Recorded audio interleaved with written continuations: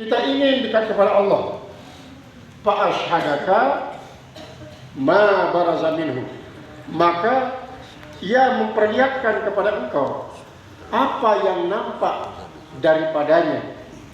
Daripadanya ini adalah dari damir itu kembali kepada Allah.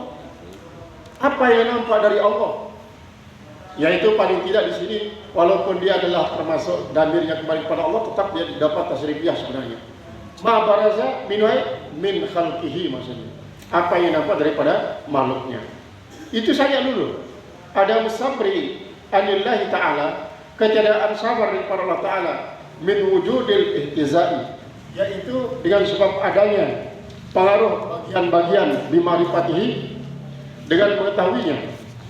Artinya keinginan kita untuk bisa melihat hakikat Allah secara zati, bukan secara khalqi, asma'i atau sifati saja, itu adalah merupakan bagian daripada marifat Allah. Tandanya kita ini ingin selalu dekat dengan Allah. Wa huwa halun syarifun, dan dia, ketidaksabaran itu merupakan kelakuan yang sangat mulia.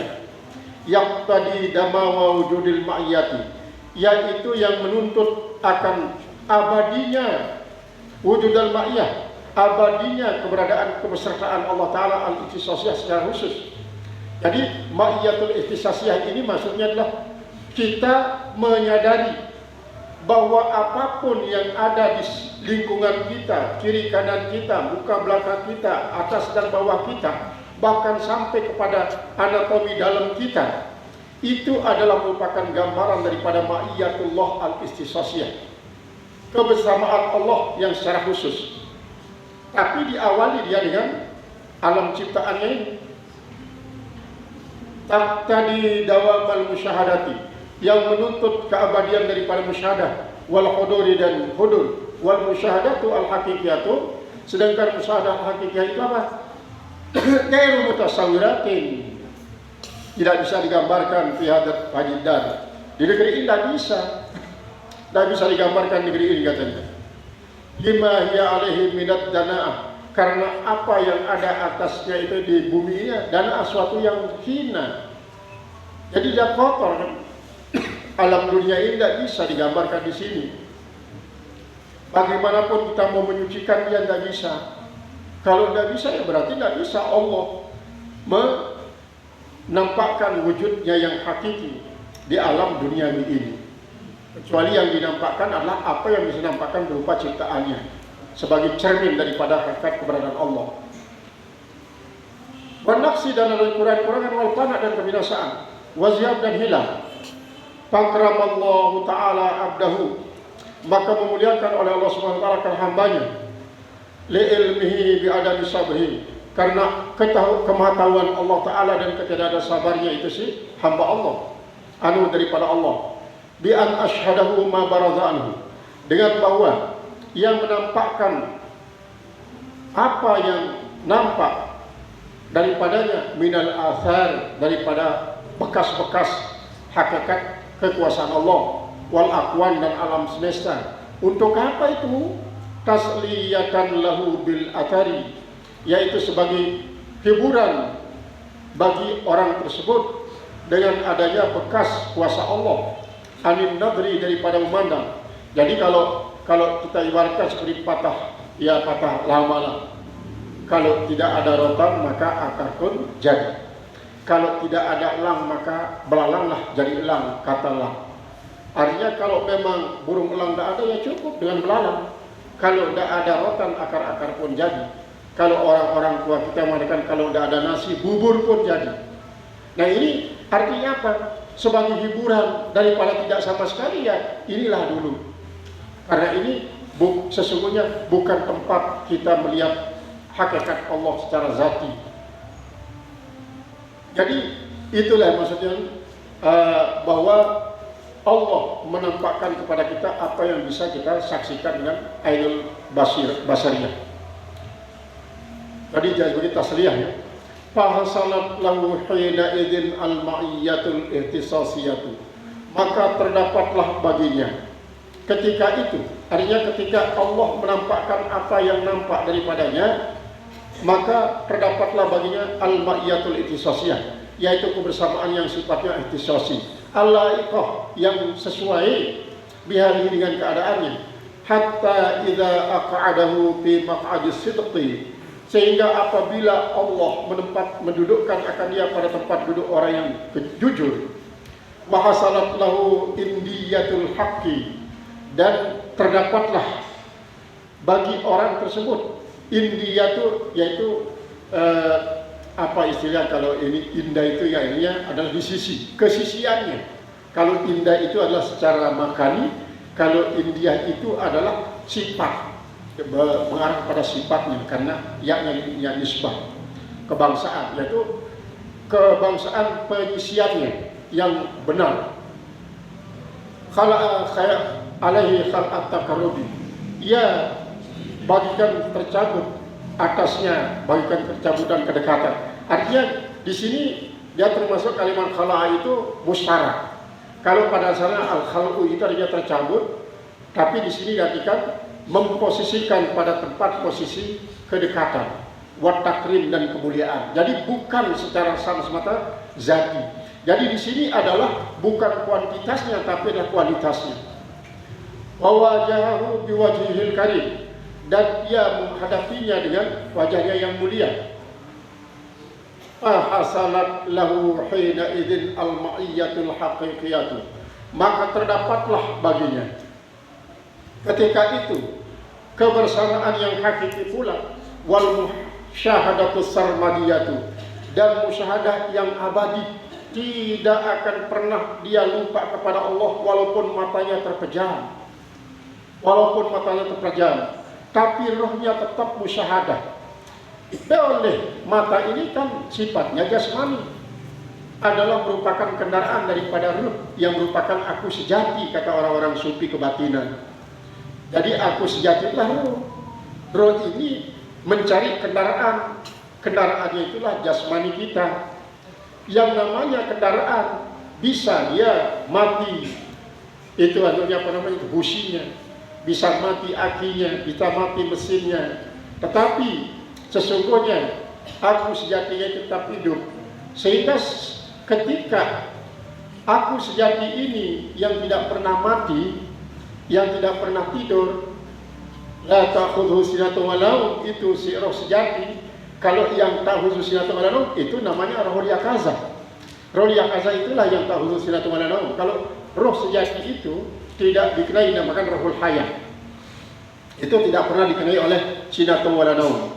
Nah, ini yang tidak pernah tidur, dia tetap ingat kepada Allah, maka itulah orang-orang yang dinamakan sudah memperoleh yang namanya al-musyahadatus sarmadiyah, disebabkan oleh karena dia sudah melakukan yang namanya zikir pana. Zikir pana ini adalah suatu ingat kepada Allah saja, sehingga yang lainnya tidak pernah dianggap ada, karena dia pana semuanya. Wa ma dzalika 'ala Allah bi aziz, dan tidak ada yang demikian itu atas Allah Subhanahu wa taala menjadi suatu kesulitan. Tidak sulit bagi Allah untuk memberikan hal itu, memberikan musyahadatus sarmadiyah itu bagi hambanya yang dia takdirkan, karena dia dilihat oleh Allah serius ini mujahadah. Sehingga disitulah dia dalam mujahadahnya untuk takhalli, dengan mengosongkan batinnya daripada semua penyakit batin. Kemudian dia hiasi dirinya, yaitu batinnya dengan taat-taat batin, syukur, sabar dan segala macam taat batin itu. Setelah dia dia kupas jantungnya, tidak ada lagi yang namanya maksiat-maksiat batin. Itu takhalli. Nah, dengan demikian nanti tajalli. Jadi seukuran apa ketajalian Allah di dalam sanubari seorang yang mujahadah itu, maka seukuran itu pula lah musyahadahnya yang ada pada batin seorang yang sedang bermujahadah. Qala al-musannif rahimahullah ta'ala, lamma alimal haqqu minka, maka manakala mengetahui oleh Allah Subhanahu wa taala, minka daripada dirimu, wujudal malal, adanya bosan, rasa bosan. Yang namanya manusia kan suka bosan. Tapi untuk menghilangkan bosan, maka lakukan yang membosankan itu sampai bosan itu malu datang kepada kita. Apa yang buat kita bosan? Misalnya begini. Misalnya kita bosan ini datang ke tempat pengajian, bosan terus. Teruskan ya, bosan itu teruskan sampai bosan itu hilang, bahkan malu untuk datang lagi, maka tidak akan ada lagi rasa bosan. Justru akan berganti dengan suatu nikmat. Disitulah kita mendapatkan yang namanya halawatul ta'ah dan halawatul ibadah, lazzatul ta'ah dan halawatul ibadah. Nah, jadi Allah Maha tahu kita ini suka bosan wirid, suka bosan apapun kita wiridkan, suka bosan. Lalu bagaimana jalan keluarnya? Allah sendiri yang menjadikan jalan keluar.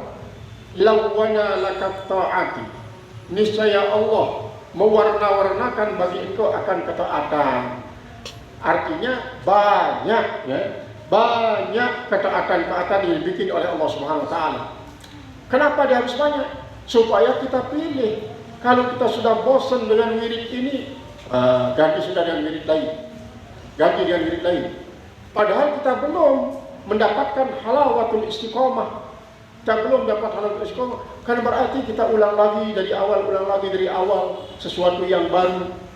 Belum kita dapat halawatul ta'ah atau halawatul wirid.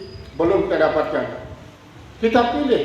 Yang penting adalah bagaimana ada istiqomah kita wirid, walaupun tidak dengan satu wirid. Karena seperti tadi kita sudah bosan dengan wirid ini, tapi wiridnya sendiri artinya melakukan wirid sendiri tidak kita bosan. Yang membuat kita bosan wiridnya. Maka dia warnakan ketaatan itu.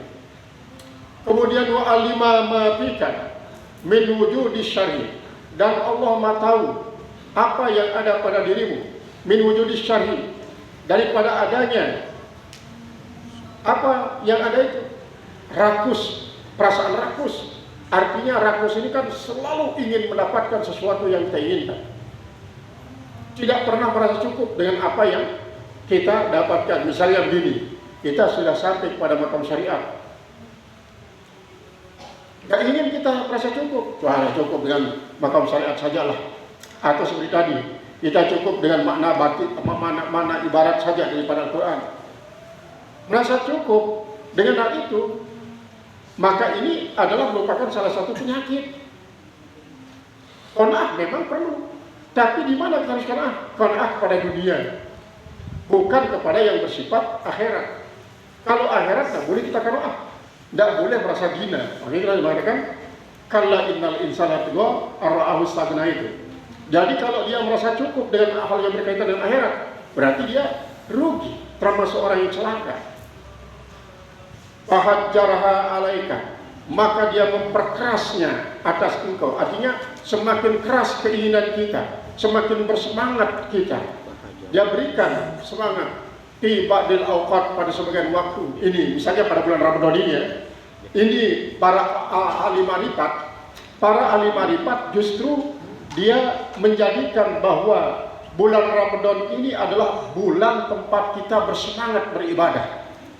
Coba saja lihat, walaupun mungkin ya pada awal Ramadan, makanya orang tua kita ya mengajarkan kepada kita bahwa istilahnya malaman. Malaman itu adalah mulai dari tanggal 21. Kan orang tua kita dulu tidak pandai berceramah, tidak pandai mengeluarkan dalil Al-Quran dan hadis, tidak pandai bercerita tentang kisah orang-orang soleh, tapi dengan simbol-simbol. Malaman mana? Pada bakar dila jojor. Dila dan jojor itu termasuk kitab tafsir. Kalau dari gunung kan jojor itu sudah dila maksudnya. Kalau kita di sini dila jojor, tapi di situ ada khususiyatnya. Kalau orang dila jojor pasti tidak berbeda dengan dila lobakan, berbeda dengan dila senter. Yang namakan dila jojor itulah lampu yang dibikin daripada apa? Daripada isi buah jamplong. Ini di kampungnya Tuan Guru Khairul yang sudah saya ceritakan, yang suka suluk sampai 7 tahun dia suluk beliau itu, yang namanya Keramajaya. Kalau pada bulan Ramadan ini hampir semua halaman rumah penuh dengan pemilik rumah yang sedang menjemur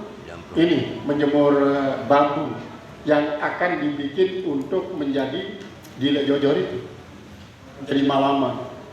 Dulu waktu masjid ini saya masih ingat, masjid ini dulu pernah emperannya itu pakai atap panel dia daun kelapa. Induknya memang tetap adalah atapnya duri semenep, tapi emperannya itu yang ke depan terutama sekali itu pakai daun kelapa.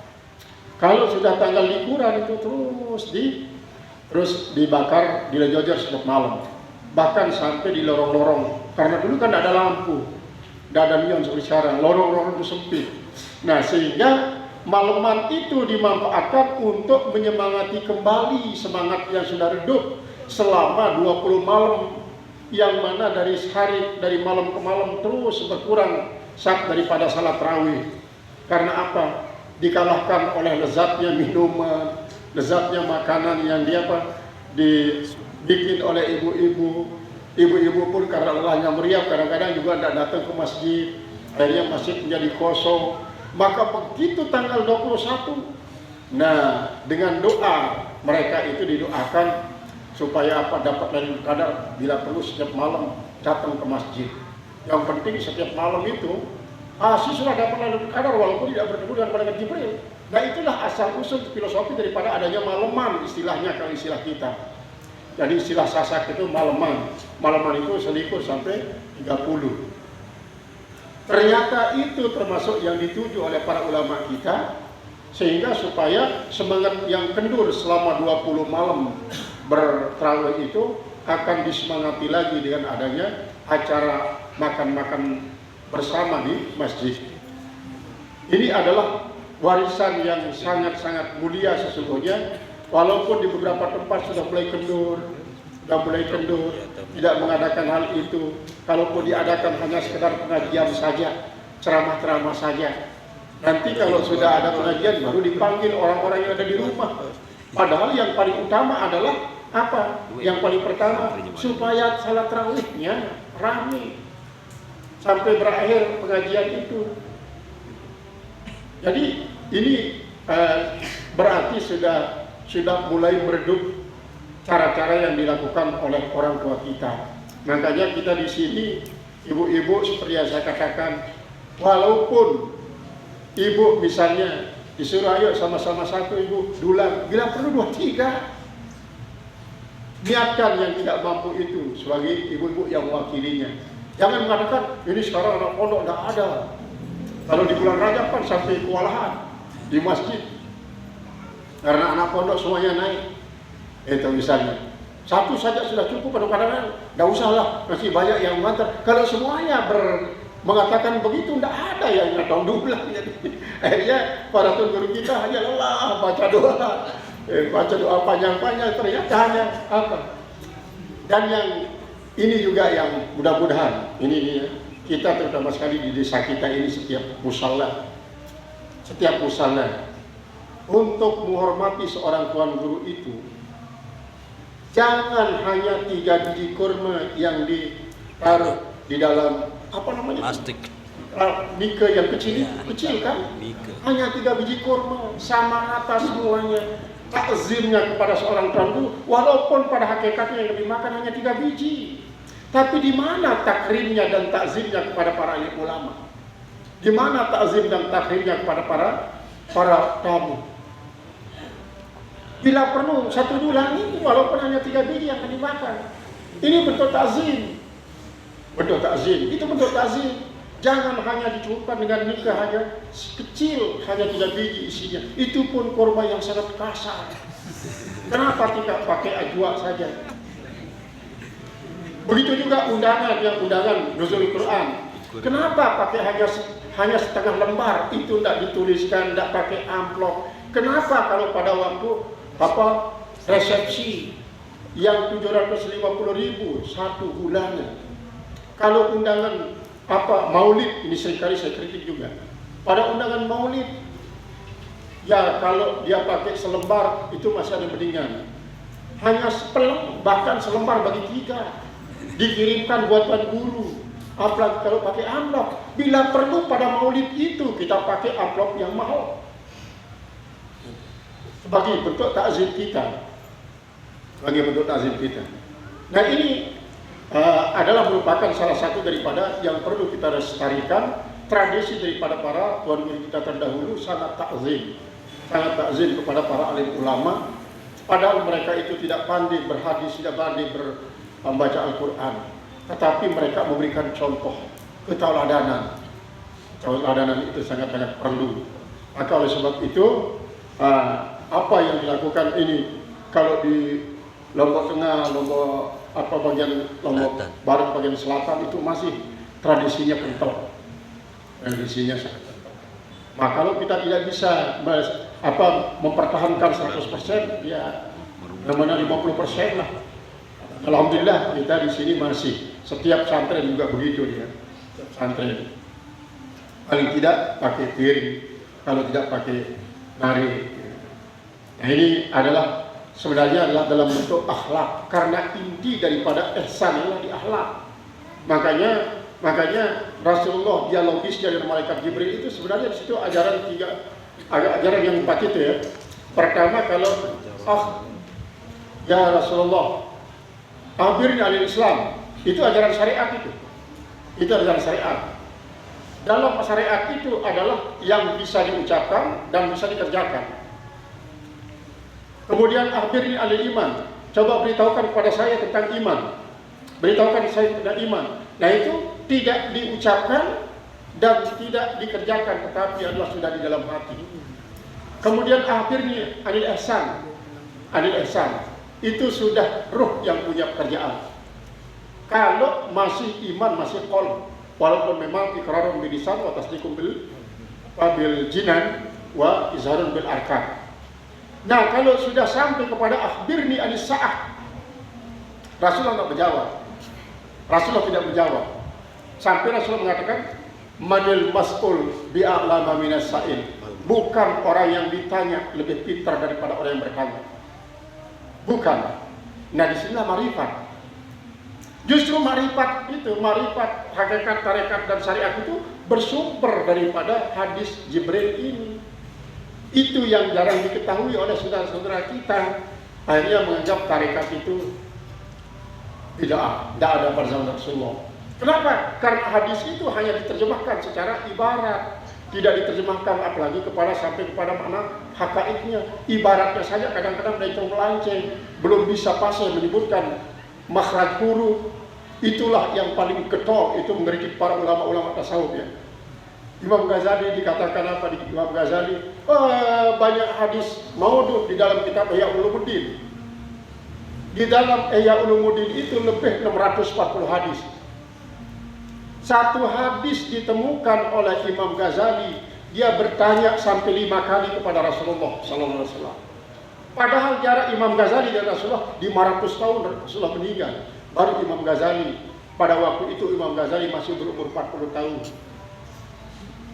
5 kali paling tidak dia menghadap kepada Rasulullah. Dia mengatakan apa? Ya Rasulullah, benar enggak ini hadis yang saya dapatkan ini adalah sabda engkau?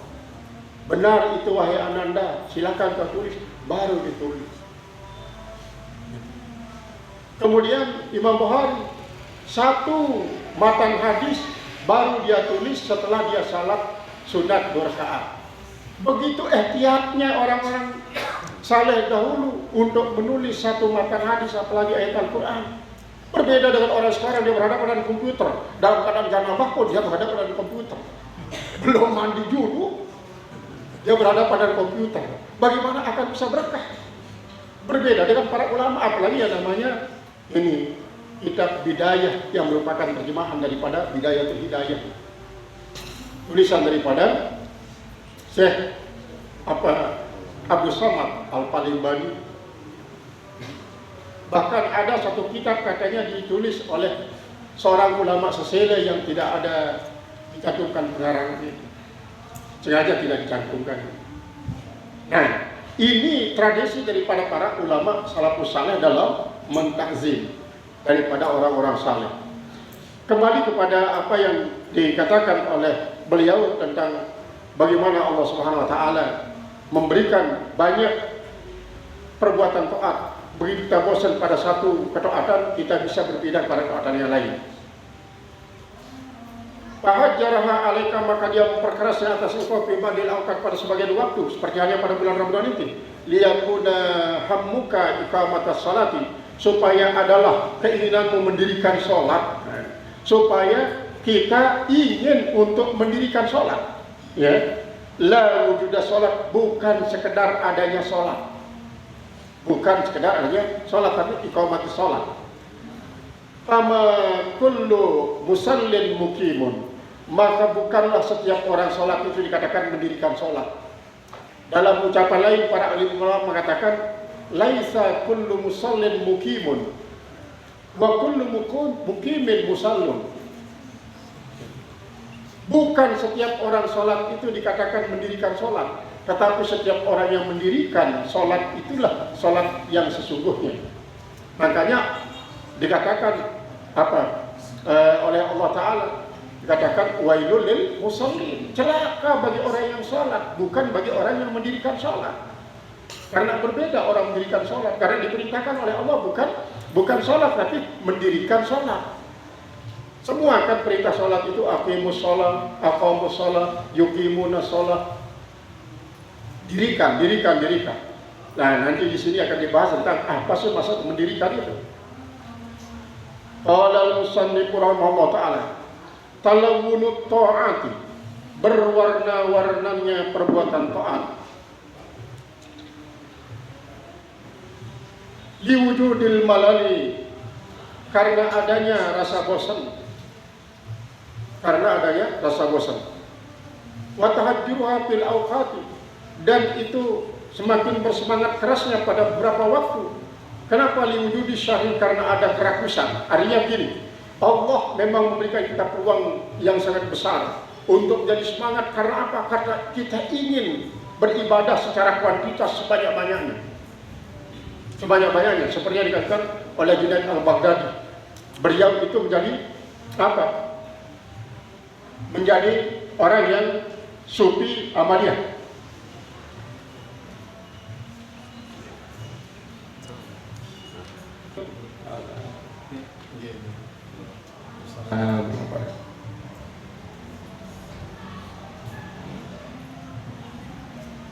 Nah, itu salah satu sebabnya. Jadi Allah memberikan ada waktu tempat kita bersemangat sekali beribadat. Kenapa? Karena Allah Maha tahu bahwa kita itu sangat ingin untuk beribadah sebanyak-banyaknya. Nah, tetapi kalau orang sudah mendapatkan lazzatal ibadah, halawatal iman, lazzatal ibadah, itu tidak ada waktu yang berbeda satu dengan lain. Semua waktu dijadikan sebagai waktunya semangat beribadah. Waktu semangat.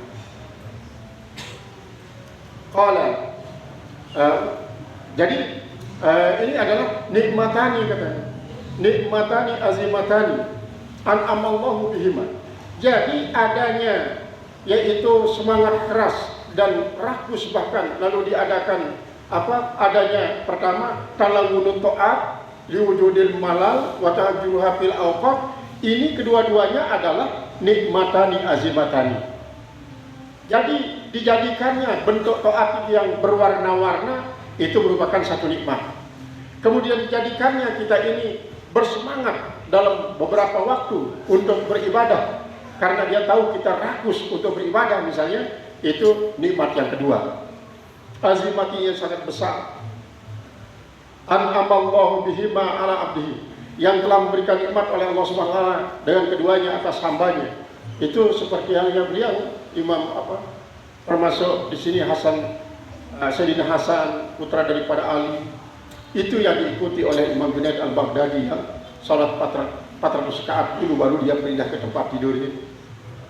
Fa innal malala wasyarha, maka sesungguhnya rasa bosan dan rasa rakus itu patut fitnatani azimatani, katanya, adalah dua fitnah yang besar. Dua ujian maksudnya di sini yang besar. Dua ujian yang besar. Qati'atani, tapi dua-duanya akan bisa lenyap. Atau qati'atani, dua-duanya yang apa ini subjek ini. qati'atani, dia yang bisa memutuskan dua fitnah ini, alal abdi, atas orang hamba. Apa yang diputuskan itu? Sabila ubudiyatihi, yaitu adalah jalan kehambaannya. Artinya kalau dia sudah bosan, dia mengatakan, sudah bosan saya, biar tunggu iradah lagi lah, sudah biar sekarang begini-gini sudah.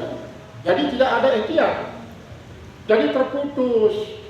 Maka dikatakan dua fitnah yang besar, jalan ubudiyahnya menjadi terputus. Wal malalu, lalu apa itu malal? Malal itu takarruhun ya'ridu lil insani, yaitu adalah suatu kebencian yang melintang, yang datang bagi manusia, min amalin, daripada sebuah aktivitas, yalhaqu, yang menghubungkan dia padanya, masyakkatun, ada kesulitan, ada masyakkah, asalallah dan lain sebagainya. Fayasiru alaihi, maka jadilah dia membawa mudarat atasnya. Jadi fitnah jadinya. Wa yatahammalu ta'ba fihi, dan ia menanggung akan rasa letih padanya, hatta yajra wa yas'ama, sehingga dia menjadi apa? Melewatinya. Dia lewatnya, dia sudah lewat, tidak apa-apa. Tuh, bukan kita yang meninggalkan dia. Wa yas'ama, kemudian dia bosan lagi. Fayatruka dzalikal amal, dia meninggalkan amalan itu dan tinggalkan terus. Berarti kan putus jadinya jalan yang menyampaikan dia kepada Allah Ta'ala. Putus, bukan saja hijab yang terpampang di depan, tapi adalah jalan sudah terputus. Begitu terputus, lalu dipasang lagi talang. Wa yarfadahu, dan ia membuangnya, istisqalan lahu, karena dia menganggap berat baginya. Wa huwa syai'un yata'arradul lil tabai, dan dia adalah merupakan sesuatu yang datang bagi tabiat ba'da itarihi li syai', yaitu setelah pengaruhnya bagi sesuatu, wa mahabbatihi lahu, dan cintanya bagi sesuatu itu, wasyarri, dan rakusnya, mujawazatal haddi, yaitu rakusnya itu melampaui batas, fitasarru'i ilal amal, yaitu adalah pada satu yang bersegera kepada amal. Artinya begini, kemungkinan dia pada waktu dia melakukan ibadah-ibadah yang dia lakukan begitu banyak, misalnya tidak semata-mata karena Allah, lalu dia tidak pasrah total kepada Allah Subhanahu wa Ta'ala. Begitu dia merasa bosan, dia tidak mencari jalan lain, tidak mencari bentuk ibadah yang lain yang akan membuat dia menjadi apa? Yang akan membuat dia untuk melakukan yang baru setelah dia meninggalkan yang membuat dia menjadi bosan itu. Wal harsu alaihi, dan lupa atasnya. Walladhi yujibul wujudal malal, sedangkan suatu yang mewajibkan adanya kebosanan itu apa? Al-mudawamatu ala namtin wahidin, yaitu terus menerus atas satu macam, atas macam yang satu, maksudnya minal ibadat, daripada ibadat. Ini makanya saya katakan ya, cobalah yang banyak-banyak dulu, yang banyak macamnya, termasuk yang banyak bilangannya. Kalau sudah yang banyak itu kita bosan, coba kurangi sedikit sampai kita bisa istiqomah dalam beberapa saja. Sampai kita istiqomah. Yang penting kita tidak putus istiqomah beribadat, walaupun mungkin yang kita jadikan wirid itu bisa membosankan, lalu kita ganti yang lain. Jadi ini yang penyebabnya, katanya walladzi yujibu wujudal malali, yang mewajibkan adanya rasa bosan itu al-mudawamatu ala namtin wahidin minal ibadat, yaitu terus menerusnya atas macam yang satu daripada ibadat. Patas amuhan nafsu, maka membosankan akan dia oleh jiwanya, watas taskiruha, dan menganggap berat akan dia. Fa'idha lawanat alaiha, maka apabila dia mewarna-warnakan atasnya, istahallatha, maka dia membuka, dia menganggap dia menjadi terbuka daripada ikatan bosanan itu. Wastahaffatha, dan dia menganggap ringan. Jadi kalau dia terbuka di sini, artinya ya tidak usah terlalu terikat dengan yang satu ini. Bolehlah berganti-ganti, boleh berganti. Apabila ada yang kita anggap baru, maka itu ini sudah bosan kita. Memang terjadi itu ya, memang terjadi. Saya ceritakan kepada hadirin, saya banyak menghafal wirid. Sampai wirid-wirid yang dilakukan oleh para sufi yang sangat-sangat fokus. Tapi pada akhirnya bosan, ganti lagi dan yang lain. Ganti lagi dia yang lain, ganti lagi yang lain. Sehingga banyak saya lupakan. Sampai berpuluh-puluh doa-doa yang para wali itu saya hafal sebelumnya. Sekarang sudah tidak hafal lagi dan berganti dengan yang lain. Nah ini sebagai bukti untung berarti ada Allah membuat warna taat yang bermacam-macam. Sehingga kalau bosan dalam satu taat, ganti lagi dengan taat lain. Kecuali yang memang fardu ain. Fardu ain. Yang sholat 5 waktu, jangan. Kuantitasnya tetap, tapi kualitasnya yang harus kita, sampai kita masuk dalam kategori orang yang senantiasa bermukim masalah. Ada mukim masalah. Nanti kita lihat di sini ada diceritakan tentang mukim masalah itu apa sebenarnya. Waqad qala ba'du syu'ara, dan sebenarnya telah berkata ba'du syu'ara. Sekarang kadang sebagian syair itu ya, seperti tadi, apa yang dikandungi oleh syair itu ada mana mana ibaratnya, mana isyarat, mana khasais dan mana hakaid. Artinya seperti halnya syair-syair yang di dalam Alfiyah itu kan? Alfiyah, bahkan matan jurumiyah sekalipun. Ini salah satu daripada keunggulan Ustaz Taufikur Rahman ya, yang pemilik Amsilati itu. Dia itu kan hanya tamat aliyah. Ini Ustaz Abidin dan dia Taufikur Rahman. Dia kan hanya tamat aliyah. Di mana? Di pondok pesantrennya Kiai Sahal Al-Mahfuz. Al-Mahfurlah mantan Rais Suriah NU. Di situ dia mondok. Karena dia orang miskin, orang tidak berada, dia coba mulai untuk menjalani tarekat. Dia menjalani tarekat. Suluk terus. Dia tidak mampu mondok lagi karena dia tidak mampu bayar. Maka dia ingin mendapatkan ilmu laduni. Dia tirakat. Sampai dia memiliki suatu keyakinan tetap musyahadah al-hakikiyah. Akhirnya ludahnya pun dibahas dalam bentuk sebuah buku, lalu di aplikasi dibuka, sehingga banyak para ilmuwan barat yang datang untuk belajar bagaimana dia meneliti ludahnya itu untuk menjadi suatu yang sangat berharga. Nah di situ dia kupas. Sekarang kan dengan teori Amsilatinya yang dari ke 1000 bait menjadi 100 bait itu, dia kupas dari segi tasawufnya. Sebagaimana halnya matan jurumiyah ini dikupas dalam segi tasawuf. Saya punya satu kitab namanya Al-Hubb wal I'rab. Artinya Muqaranatul Hubb wal I'rab, yaitu hubungan antara cinta dan i'rab. Hubungan antara cinta dan i'rab. Jadi i'rab yang di i'rab biasa itu tidak dilihat hanya daripada makna ibaratnya, tapi sudah makna hakikatnya, mana hakikatnya. Itulah para sufi. Apalagi yang Jalaluddin Arumi, semua syairnya yang banyaknya 26.000 bait yang ditulis dalam sebuah kitab yang namanya Kitab Al-Masnawi. Kitab Al-Masnawi. Sekarang ada yang sudah menerjemahkan dia. Itu yang menerjemahkan itu seorang, ya pada dasarnya santri lah dulu, tapi pernah dia menjadi komunis orang itu.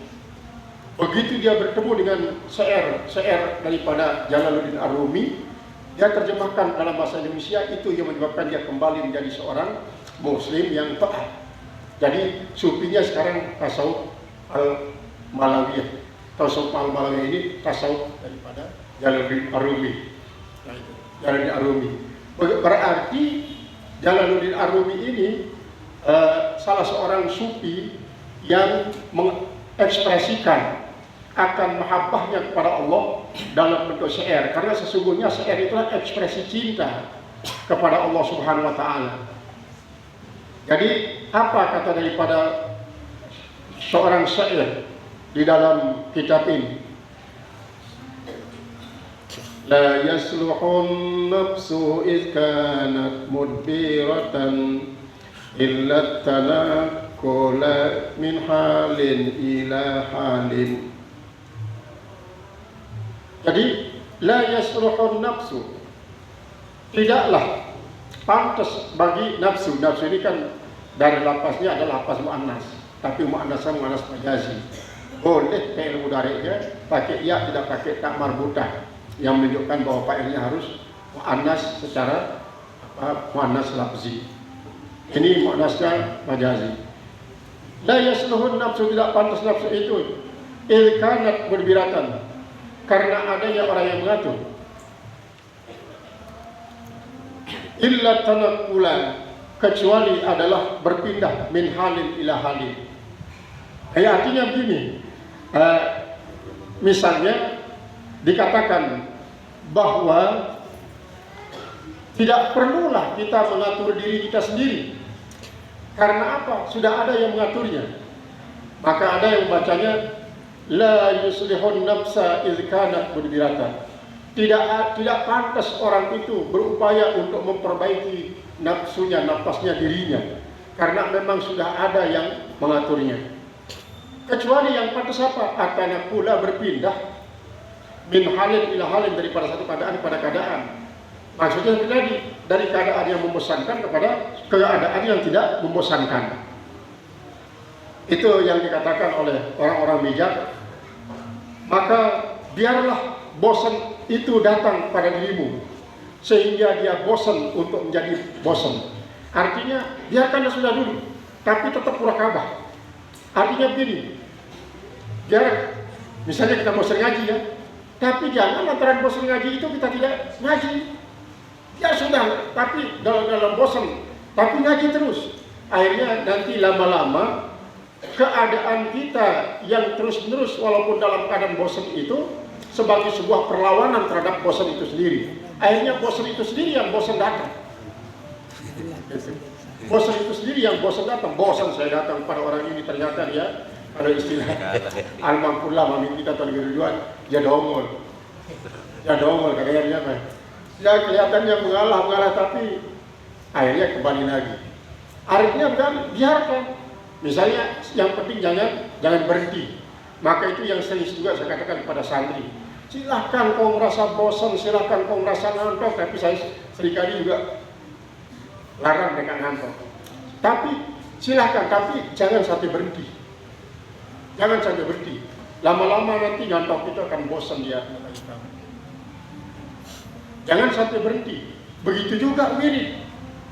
Jangan sampai berhenti wirid, tapi banting setir. Kayak orang rally, mungkin dia pakai misalnya Harley sekarang itu. Tapi bosan pakai itu. Ada mode baru yang mau dimodifikasi oleh para desainer yang memodifikasinya. Oh ini yang bagus ini. Maka itulah yang ditekuni kembali. Begitulah diajarkan pada kita. Wal mujibu liwujudis syarhi, dan yang mewajibkan bagi adanya kerakusan itu salahiyatul awqati, yaitu adalah sesuainya waktu-waktu. Kulluha liiqa'il ibadati, semuanya untuk melaksanakan ibadat, menjatuhkan dan melaksanakan ibadat. Pihak pada itu waktu ma'asyiddatil harsi alaiha, beserta sangat lobanya atasnya. Itu dulu kalau kita kecil ya, kalau kita kecil-kecil itu sangat kita rindu terhadap Ramadan itu. Untuk apa yang menyebabkannya ya? Kita rindu kepada Ramadan. Nah begitu sore-sore karena ada itu dan ini, kita pergi lalu lingkungan jeluh, lalu lumpulan jeluh istilahnya. Lumpulan jeluhnya di jembatan Mida, bukan di pantai, bukan di mall, bukan buper, tapi adalah di jembatan Mida. Kalau jembatan Mida itu rasanya sudah sangat jauh dulu, sangat jauh jembatan Mida itu. Di situ lelah kita jalan, begitu pulang lelah juga kita pulang. Tapi justru ini yang membuat kita rindu terhadap Ramadan. Nah, itu artinya apa? Ramadan adalah merupakan salah satu waktu yang membuat kita menjadi semangat beribadah. Itu tentu salah satu daripada maksud Allah Subhanahu wa taala menjadikannya sebagai waktu yang di amalan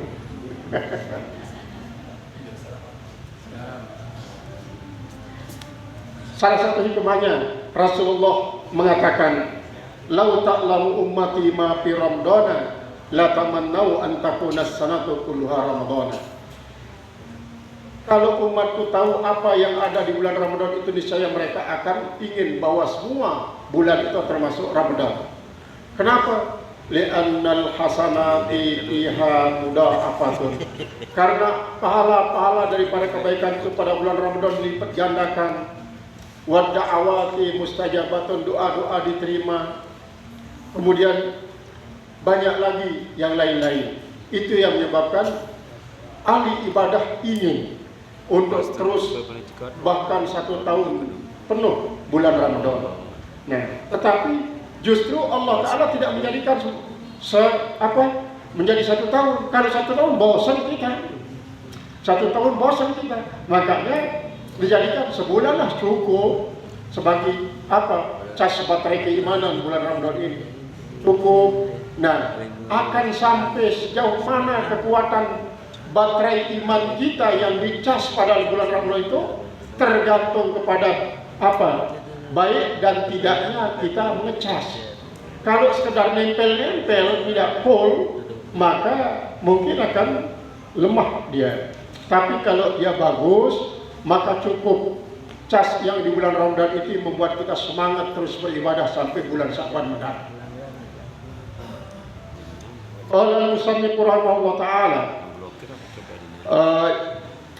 wa inda wujudi, dan ketika adanya itu syarhi, ketika adanya itu si rasa bosan, rasa rakus, yakun nafsu, maka kita rasakan ya kurang ini, ya kurang, wa taksiru biha, dan kita rasakan kurang, masih kurang ini, akhirnya kita terus mau nambah. Falidzalika, maka karena itulah ayyana laha, menyatakan oleh Allah baginya awqatan, beberapa waktu, kaupiha yang dilaksanakan padanya itu sih ibadah, wa awqatan la tukau, dan beberapa waktu yang tidak dilaksanakan, tidak boleh. Bahkan misalnya puasa ya, puasa yang sunat itu ada 15 macam puasa sunat. Kemudian puasa yang wajib itu 5 macam puasa wajib, samping puasa Ramadan, kedua puasa nazar, ketiga adalah puasa kifarat, kemudian ada puasa juga termasuk puasa dam. Jadi 5. Ada 5 tempat kita tidak boleh berpuasa, bahkan 6 jadinya. Pada hari Syak, pada hari Raya Idul Fitri, yang kedua adalah yang ketiga Idul Adha, keempat adalah hari Tasyrik pertama, kedua, ketiga, dan sehingga 6 hari dalam setahun tidak boleh kita puasa pada 6 hari ini. Jadi itu artinya apa? Allah sudah memilihkan kita waktu supaya kita bersemangat, jangan bosan. Wadzalika huwa makna tahjiriha fil awqati, dan itulah makna daripada pengerasan semangat fil awqati pada berapa waktu. Fa in kana al malal wasyar, maka jika ada bosan dan rakus itu, wal waqi'aini, dua-duanya jatuh di sholat misalnya, pada sholat, tadi kan berlawanan dia. Satu saat kita bosan, satu saat rakus, bersemangat. Lam yakunil ata biha muqiman, niscaya tidak adalah al-ati biha, orang yang mendatangkan dengan itu muqiman lah. Misalnya kalau terlalu bersemangat, misalnya dia terburu-buru, saya semangat supaya cepat dapat banyak ya, cepat dapat banyak. Dia terburu-buru karena semangatnya untuk sampai pada target. Akhirnya dia tidak bisa mendatangkan, artinya lam yakunil ati biha muqiman, maka tidaklah bisa orang yang mendatangkan sholat itu dikatakan orang mendirikan sholat lah baginya. Kenapa? Liuqut taksiri minhu, karena terjadinya ada kekurangan daripadanya pihak pada waktu dia melakukan sholat itu. Walam yu'mar, padahal dia tahu dia tidak diperintah illa biiqamatis sholat. Allah Ta'ala tidak menyuruh kita untuk sholat, tapi diperintah kita mendirikan sholat. Tidak diperintah, kita tahu diri kita tidak diperintah illa biiqamatis sholat, kecuali diperintah untuk mendirikan sholat. la biwujudi suratis sholat, tidak diperintahkan untuk mengadakan rupa sholat, tidak diperintahkan untuk mengadakan rupa sholat itu, tapi mendirikan sholat. Artinya apa? Mendirikan sesuai dengan hak-haknya, dengan ukuran-ukurannya, dengan tanda-tandanya, dengan syarat-syaratnya. Itu yang saya sering katakan oleh orang tua kita, teparan ilmu balu. Nah ini ilmu balu ini saya akan melestarikan ya. Ilmu balu itu, ilmu balu ini yang bersumber pada firman Allah SWT, utlu ma uhiya ilaika minal kitabi wa aqimis salata innas salata tanha anil fahsya'i wal munkar. Baca apa yang diwahyukan kepada engkau daripada kitab.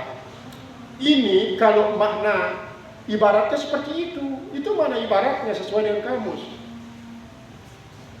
Baca apa yang diwahyukan kepada kamu daripada kitab. Wa aqimis sholat, lalu dirikan sholat, anjungan sholat. Inna sholat akan hanil pasal wal munkar. Disinilah tempatnya berkumpul 8 macam ilmu yang berkaitan dengan sholat. Pertama apa? Pertama, wajib kita tahu syarat wajib sholat. Yang kedua, wajib kita tahu syarat sah sholat. Yang ketiga, wajib kita tahu rukun-rukun sholat. Yang keempat, wajib kita tahu sunat-sunat abad sholat. Yang kelima, wajib kita tahu sunat-sunat hayat sholat. Yang keenam, wajib kita tahu tentang yang makruh dalam sholat. Yang ketujuh, wajib kita tahu yang membatalkan sholat. Yang kedelapan, wajib kita tahu hikmah sholat. Inilah ilmu baru itu. Ilmu 8 yang bersumber pada kalimat utlu ma ilaika minas sholat. As-salatu tanha anil fahsya'i wal munkar. Nah, kalau orang-orang yang hakikatnya nyeleneh, maka dia jadikan innas salata tanha anil fahsya'i wal munkar itu dalam bentuk kalam khabari semata-mata. Dan itulah definisi sholat menurut orang tarekat nyeleneh. Apa artinya secara saya itu? Secara ibarat, sesungguhnya salat itu adalah mencegah kemungkaran dan melakukan kebaikan. Jadi tidak dikatakan bahwa sholat itu sebagai subjek, tetapi adalah sebagai definisi. Jadi definisi sholat itu dikatakan bahwa apa itu sholat? Sholat itu adalah mencegah diri daripada kemungkaran dan melakukan perbuatan kebaikan. Tanhanil pasal munkar. Jadi kalau kita sudah berupaya mencegah diri daripada perbuatan yang keji dan munkar, berarti kita sholat, sudah itu. Baik di saat kita melakukan tindakan itu ataupun di saat tidak, yang penting kita begitu datang waktu sholat kita tidak melakukan perbuatan jahat, itu sudah sholat katanya. Nah ini termasuk yang nyeleneh, termasuk suatu yang nyeleneh.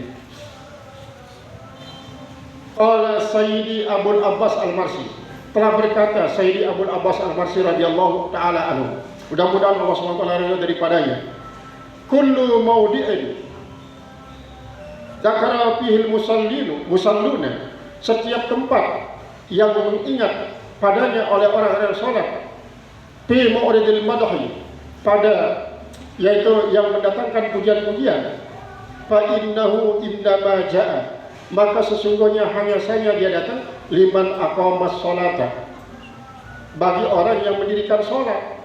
Jadi maksudnya begini, manapun tempat akan menjadi tempat yang sangat-sangat mulia, yang mendatangkan fadilah yang luar biasa bagi orang yang melakukan kebaikan.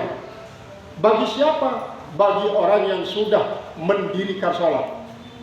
Bukan bagi orang yang sekedar sholat, bagi yang sudah mendirikan sholat.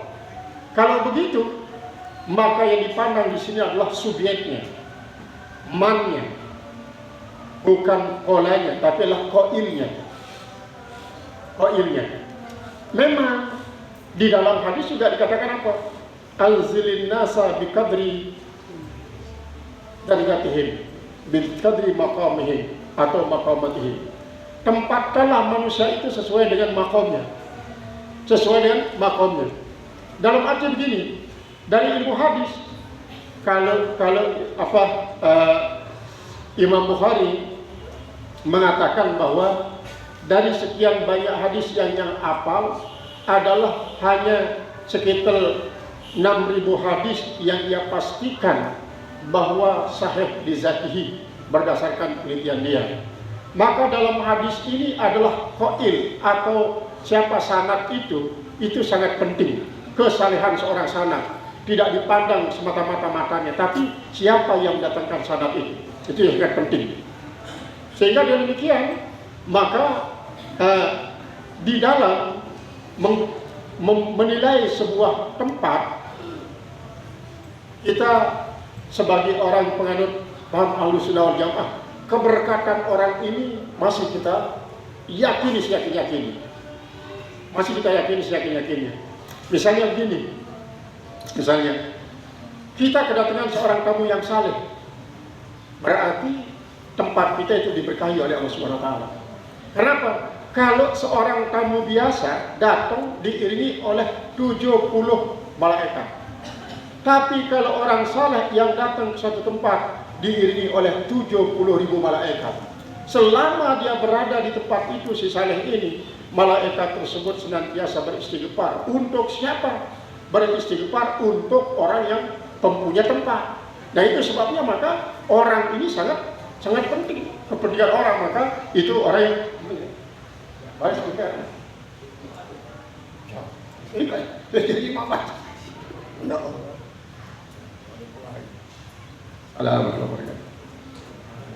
Ini orang yang mendirikan sholat itu, maka dimanapun dia sholat, tetap saja dia mendapatkan fadilah yang luar biasa. Sampai daripada orang-orang saleh ini kan banyak memencilkan dirinya di dalam gua-gua. Karena di situ tidak lagi dipandang semata-mata tempatnya, tapi dipandang siapa yang menempatinya. Kain itu akan menjadi sangat mulia kalau siapa yang memakainya. Maka ada orang yang yakin terhadap barakah ini. Saya sangat ingin terhadap diberikan topi oleh beliau itu. Diberikan topi baru. Bukan ini yang saya mau, tapi yang dipakai sampai bulat itu yang saya inginkan. Sampai bulat itu yang saya inginkan. Karena di situ keyakinannya. Kalau kita tidak dibukakan hijab semacam itu, wah, ulangkan kita. Diberikan misalnya baju, enggak, bukan ini yang saya mau, ini baru dibeli oleh beliau. Itu yang dipakai oleh beliau sampai kelikitan itu yang saya inginkan. Itu apa? Yang dilihat bukan bajunya, tapi siapa yang memakai baju itu. Siapa yang memakai? Itu orang-orang yang sudah terbuka hijab dari dirinya. Qala al-musannif rahimahullahu ta'ala, qala radhiyallahu ta'ala kullu mawdi'in zakara fihi al-musalliru fi ma'radil madhi fa innahu innama ja'a liman aqama as-salata imma bilafzil iqamah, sama ada dengan lafaz iqamah, atau bimakna yaji'u ilaih, atau dengan makna yang kembali kepada salat itu sendiri. Qala subhanahu wa ta'ala, la berfirman Allah subhanahu wa ta'ala, apa kata beliau? Alladzina yu'minuna bil ghaibi wa yuqimuna as-salata, awal surat Al-Baqarah. Yaitu orang-orang yang beriman terhadap barang gaib, wa yuqimuna as-salata, mereka mendirikan salat. Nah, dan mereka mendirikan sholat. Di sini ada huruf atap, limut lakil jamak dengan wawu. Tetapi kalau makna isyaratnya, siapa yang dikatakan beriman terhadap barang gaib itu? Yuqimuna sholat, orang-orang yang mendirikan sholat. Orang yang mendirikan sholat itulah yang sudah terbukti bahwa dia adalah orang yang termasuk yu'minuna bil ghaib. Kalau dia belum mendirikan sholat, maka belum dikatakan yu'minuna bil ghaib itu baik. Makanya orang-orang yang ini yang sudah sampai kepada makna khasais itu mengartikan marabuka wa manyabiuka itu adalah sesungguhnya kubur itu apa sih katanya. Mereka katakan kubur itu tubuh kita. Tubuh kita. Kubur itu bukan tempat orang mati katanya, tempat orang hidup. Siapa yang ada pada tubuh kita? yaitu adalah aku sejati itu roh kita. Itulah yang ditanya. Masa malaikat akan bertanya kepada orang yang mati? Pasti dia bertanya kepada orang yang hidup. Rohnya yang ditanya. Maka jangan tunggu kita bacakan talqin di dalam kubur, tapi kamu harus pahami makna talqin itu sejak kau masih hidup. Ketika kita mengatakan marabuka, ditanya marabuka, lalu kita jawab Allah Rabbi, benar enggak pengakuan kita mengatakan Allah Rabbi itu sampai jauh mana pengetahuan kita tentang Rabb? Kenapa tidak mengatakan Rabbi, Rabbi, Tuhanku adalah Tuhanku, tapi mengatakan Allah Rabbi? Sebaliknya, kenapa dia tidak mengatakan Allahu Ilahi, Allah itu yang jadi Tuhan saya? Tidak mengatakan begitu. Ini salah satu daripada yang harus diketahui. Kalau kita mengakui bahwa tubuh kita kubur, yang menjadi isinya bukanlah makhluk mati, tapi makhluk hidup, roh kita. Itu yang ditanya. Kita mengatakan, wa Nabiuka Muhammadun Nabi, kamu sudah tahu tidak Nabi Muhammad? Kalau kau memang tahu, berarti kau harus baca selawat. Tidak pernah putus baca selawat. Kau pasti akan tegakkan sunnahnya. Tapi seberapa saya kau tegakkan sunnah Rasulullah sampai kau berani mengatakan Muhammad itu nabiku? Berarti sama seperti ini makna daripada isyaratnya. Orang yang baru bisa dikatakan yu'minuna bil gaib adalah yuqimuna shalah. Orang yuqimuna shalah itulah yang betul-betul mengetahui hakikat Allah. Wa qala Allah Ta'ala, dan berfirman Allah Subhanahu wa taala, Rabbi ja'alni muqimas shalah. Ini doa daripada Nabi Ibrahim alaihissalam. Ya Allah, jadikanlah saya menjadi orang yang muqimas shalah. Nah, inilah sebabnya orang-orang yang termasuk tarekat seperti tadi tarekat akan jalan itu, justru sholatnya tidak seperti sholat kita. Dia cari bagaimana secara sholatnya Nabi Ibrahim. Itu yang diikuti. Ternyata sholatnya para Nabi Rasul terdahulu kebanyakan adalah tafakur sabah, tafakur masak. Jadi katakan zikrul sabah dan zikrul masak. Jadi cukup dengan tafakur di pagi hari. Akhirnya itu yang diikuti. Tidak seperti yang diajarkan oleh Nabi kita Muhammad SAW yang merangkul semua bentuk sholat yang dilakukan oleh para Nabi Rasul terdahulu. Jadi Nabi Ibrahim minta, Rabbi ja'alni muqimas sholat, jadikanlah aku orang yang mendirikan sholat, wa min zuriyati. Kenapa dikatakan wa min zuriyati oleh Ibrahim? Tidak mengatakan wa zuriyati. Min yali taba'id. Lalu apakah dengan min taba'id permohonan Nabi Ibrahim ini dia hanya sayang kepada sebagian anak cucunya dan tidak sayang kepada sebagian? Bukan. Walaupun min ini taba'id, maka takwilah dia menjadi makna al-kulli, yaitulah termasuk majaz mursal, yaitu min lakil ba'ad wa iradatil kull. Sebagian yang disebut tapi yang dimaksud keseluruhannya. Lalu kalau sebutkanlah keseluruhannya. Kemudian itu jadi tidak mengatakan semuanya ya Allah. Apakah tidak termasuk bahwa la yanalu ahdiya zalimi? Bapak itu apa?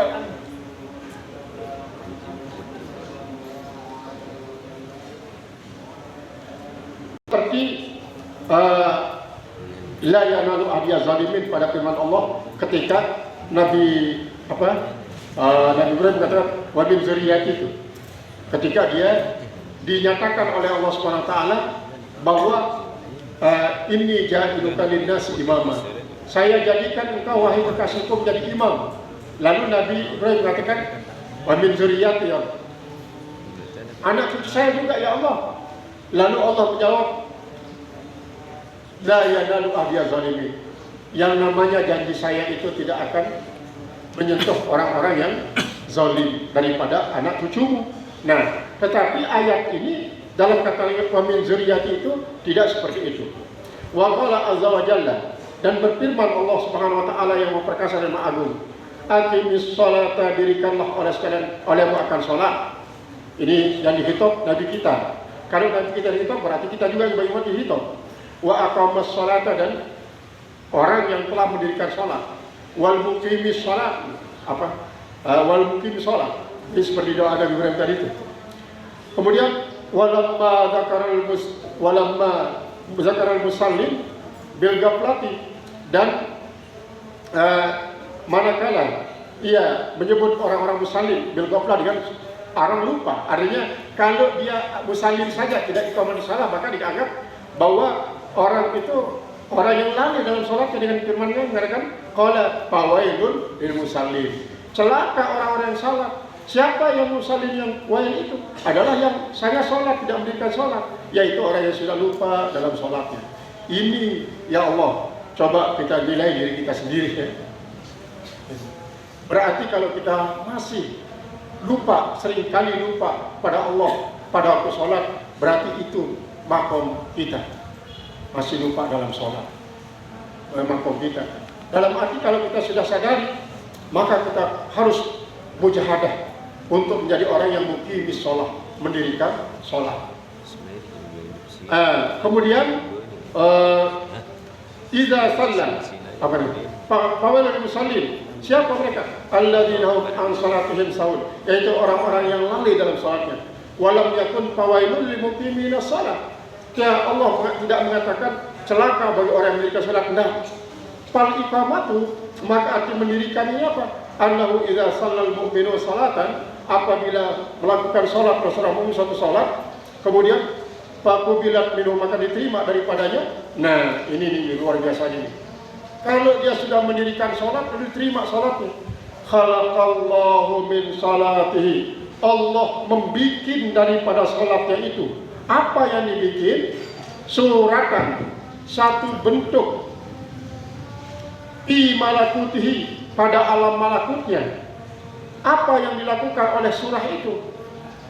Raki'atan sajidatan. Dia ruku dan sujud terus. Habis dari ruku, sujud. Bangun dari sujudnya, ruku langsung. Dia tidak bangun berdiri, tapi langsung ruku. Setelah ruku, sujud. Setelah sujud, ruku lagi. Ila yaumil qiyamah, sampai hari kiamat yang begini terus. Terus apa? Wa thawabu dzalika li sahibi shalah. Sedangkan pahala daripada salat yang ruku sujud yang dilakukan oleh surah salat itu, ya kalau kita bahasa kasarnya oleh patung salat itu, pahala yang daripada yang dilakukan oleh patung salat itu, pahalanya adalah bagi orang yang punya, yang memiliki salat itu sendiri. Nah, lalu apa? Wa iqamatus shalah, yang dimaksudkan dengan iqamatus shalah itulah hifzu hududiha, yaitu adalah memelihara akan hududiha, batasan-batasannya, peraturan-peraturannya, zahiran wa batinan, yaitu secara zahir dan batin. Nah, itu yang dinamakan mendirikan sholat. Jadi kita mohon kepada Allah Subhanahu wa taala, mudah-mudahan kita sudah mulai dikatakan oleh Allah sebagai hamba-Nya yang mendirikan sholat.